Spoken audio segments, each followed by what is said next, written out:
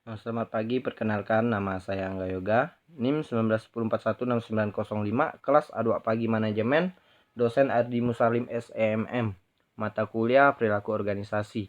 Di sini ringkasan untuk bab 9 konflik dan negosiasi. Di sini pendahuluannya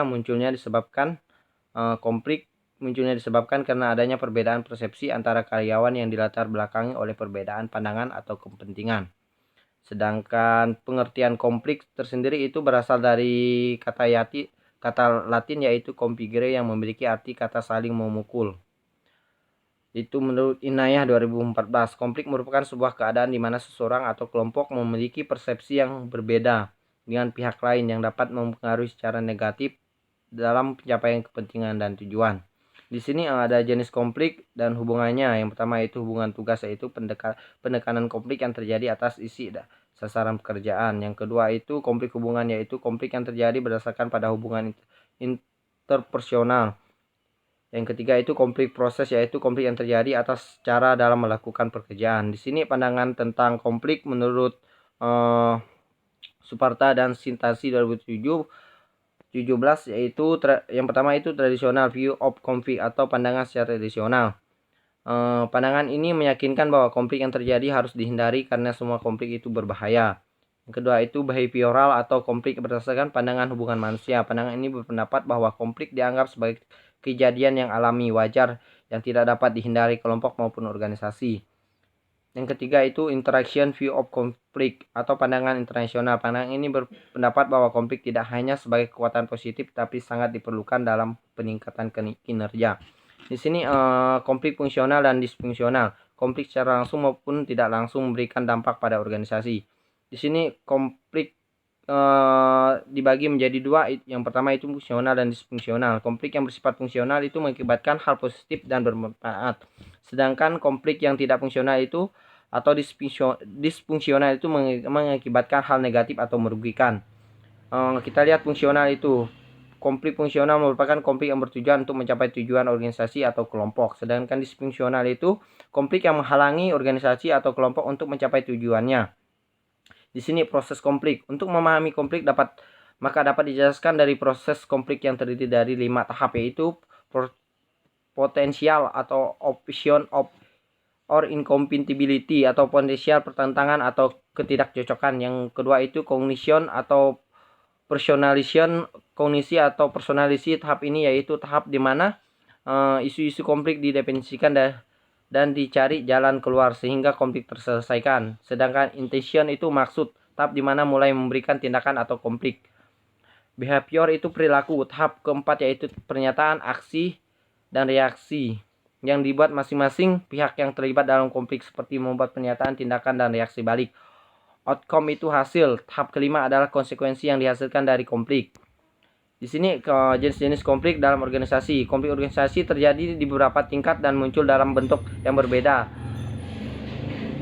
Yang pertama itu menurut Suparta dan Sintasi 2017, konflik intrapersonal merupakan konflik yang dialami seseorang yang berhubungan dengan dirinya. Konflik muncul karena yang pertama itu ancaman terhadap nilai-nilai dasar orang tersebut. Yang kedua itu karena perasaan yang diperlakukan tidak adil oleh organisasi. Yang ketiga itu karena seseorang karyawan melihat tindakan dalam organisasi yang dianggap ilegal atau tidak etis. Yang kedua itu konflik antarpersonal. Konflik ini terjadi antar dua orang atau lebih. Konflik antar pribadi biasanya terjadi karena berbagai alasan, termasuk perbedaan pandangan mendasar tentang apa yang harus dilakukan, upaya mendapatkan lebih banyak sumber daya atau orientasi kerja dan waktu. Yang ketiga itu konflik antar kelompok. Konflik yang terjadi atas satu kelompok dengan kelompok lainnya. Sedangkan konflik intraorganisasi merupakan semua jenis konflik yang terjadi dalam suatu organisasi. Konflik antar organisasi merupakan konflik yang terjadi karena adanya saling ketergantungan antara perusahaan dengan perusahaan lain. Yang ketujuh itu pengertian negosiasi. Di sini kita melihat pengertian negosiasi tersendiri itu suatu proses yang dialami di dalamnya terdapat kesepakatan antara dua belah pihak atau lebih dalam pertukaran barang atau jasa sehingga menghasilkan kesepakatan kerjasama. Itu menurut Wijayati 2009. Negosiasi muncul karena adanya perbedaan pendapat antara kedua belah pihak sehingga diperlukan kerjasama untuk mencapai sebuah kesepakatan. Negosiasi juga di mana kita harus mencari jalan keluar untuk mencapai penyelesaian pihak-pihak yang terlibat dalam konflik sehingga menghasilkan kesepakatan yang bersama. Di sini strategi negosiasi ada dua pendekatan antara lain. Yang pertama itu negosiasi distributif. Negosiasi distributif ini merupakan perundingan bersama yang menghasilkan capaian yang ditetapkan. Sedangkan negosiasi integratif merupakan perundingan yang menghasilkan pemecahan bersama yang saling menguntungkan, yang mana kedua belah pihak akan merasa puas atas hasil negosiasi. Di sini model dari negosiasi memiliki 5 langkah lain sebagai berikut, itu persiapan dan perencanaan. Hal yang tersebut antara lain dasar munculnya konflik, faktor pendorong konflik diselesaikan di meja perundingan, pihak yang terlibat dalam konflik, persepsi masing-masing sehingga tentang konflik, tujuan dan negosiasi. Di sini perbedaan individu dalam negosiasi. Dalam organisasi perlunya sikap dan suasana positif yang mendukung sehingga menghasilkan kondisi yang baik. Ada beberapa sifat yang mempengaruhi hasilnya. Mempengaruhi hasil negosiasi seperti sifat kepribadian, perbedaan gender, perbedaan kultur, dan perbedaan sifat tersebut dijelaskan sebagai berikut. Yang pertama itu kepribadian dalam negosiasi. Setiap seseorang dalam negosiasi akan berpengaruh terhadap hasil dari negosiasi tersebut. Seperti sikap introspektif seringkali gagal dibandingkan dengan sikap yang introvert. Sikap yang menyenangkan dan suasana hati dapat mempengaruhi proses negosiasi. Yang kedua itu perbedaan gender. Sikap dalam bernegosiasi dapat dipengaruhi oleh perbedaan jenis kelamin. Yang ketiga itu perbedaan budaya gaya dalam bernegosiasi dipengaruhi oleh budaya dan kultur.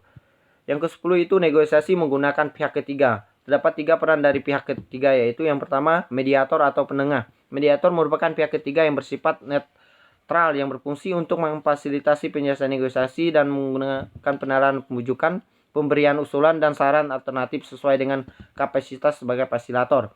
Yang kedua itu arbitrator, yaitu wasit atau arbitrator merupakan pihak ketiga yang selalu menghasilkan penyelesaian dan memiliki wewenang memaksa agar terjadinya sebuah kesepakatan. Yang ketiga itu konsiliator atau perujuk. Konsiliator merupakan orang atau pihak yang ketiga yang percaya dan netral yang bertugas untuk menjembatani proses komunikasi antar dua belah pihak yang bersetegang.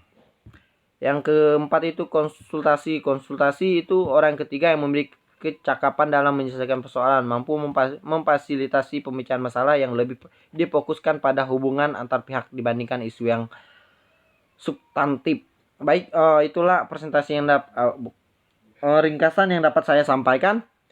Semoga materi ini bisa bermanfaat untuk kita bagi teman-teman yang sudah menonton. Semoga bisa memberikan wawasan. Saya ucapkan sekian dan terima kasih.